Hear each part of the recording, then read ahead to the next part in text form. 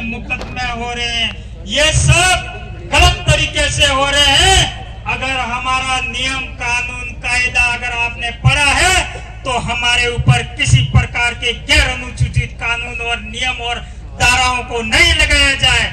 हम ये नहीं कह रहे, हमारा संविधान बोलता है हम इस देश के मालिक हैं और हम शासन चलाते हैं, हम अपना स्वयं का कानून चालू करते हैं, हमारा स्वयं का शासन है, ये हम कहना चाहते हैं।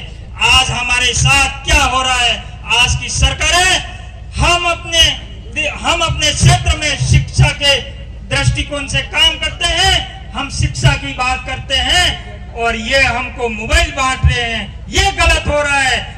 आपको देना है तो हमारे बच्चों को अच्छी से अच्छी शिक्षा दीजिए, अच्छे से लाइब्रेरी बनाइए ताकि आपको हमें मोबाइल देने की जरूरत नहीं पड़ेगी। हमारा युवा, हमारी बहन बेटियां शिक्षा की ओर अग्रसर होगी, अच्छी शिक्षा लेगी तो आपके ये भीख में दिए हुए मोबाइल हम स्वीकार नहीं करेंगे, आपको हम भीख दे देंगे, ये हम वादा करते हैं।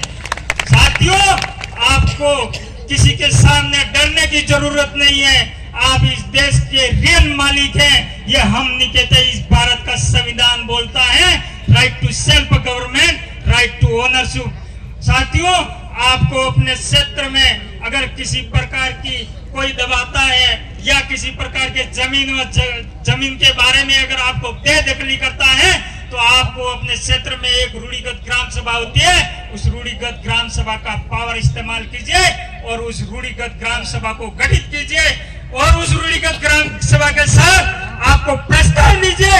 आपके क्षेत्र में गैर अनुसूचित किसी प्रकार के कोई धंधे या व्यवसाय या कोई गैर अनुसूचित आदमी प्रवेश करता है तो उसको अकॉर्डिंग आपको रूढ़िगत ग्राम सभा का पावर प्रस्ताव बता दीजिए।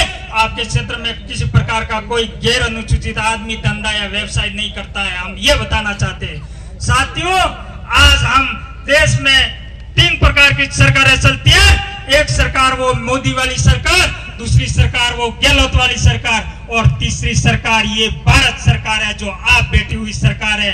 ये सब सरकार 5 साल की सरकार है, इसलिए मैं आपसे निवेदन करना चाहता हूँ, अभी अपने भारत आदिवासी बाप पार्टी का गठन हुआ है, उसमें आपको ज्यादा से ज्यादा समर्थन करना है और इन भाड़े की और 5 साल की सरकार को ऐसी ताले की चाबी मारिए, अपना ताला भविष्य में हमेशा के लिए खुल जाना चाहिए और उनका ताला धमकाना चाहिए, ये मैं निवेदन करना चाहता हूँ।